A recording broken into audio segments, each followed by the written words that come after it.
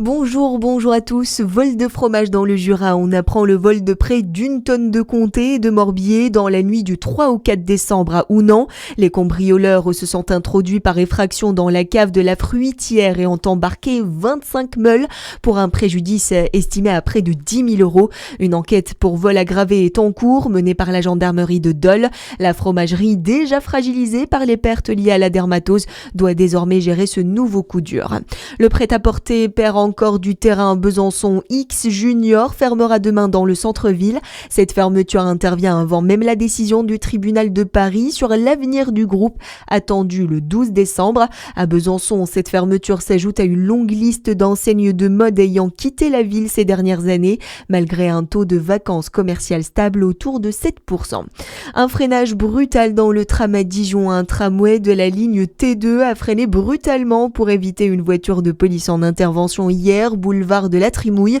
Une passagère a été blessée à la tête et a reçu des soins sur place. Les autres voyageurs ont été choqués, mais aucun autre incident n'est à déplorer. Divia Mobilité indique que le trafic du tramway n'a pas été interrompu.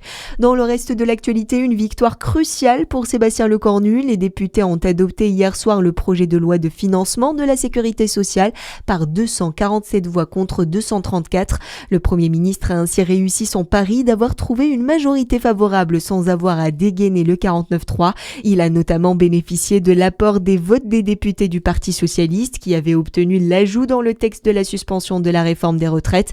Mais pour Olivier Faure, le premier secrétaire du PS, en réalité ce budget n'est satisfaisant pour personne. Cette victoire, elle est d'abord celle du Parlement lui-même, qui a su trouver, avec celles et ceux qui sont prêts à rechercher les voies du compromis, de la négociation.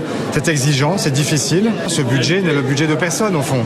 Si nous avions été majoritaires seuls, nous aurions fait différemment.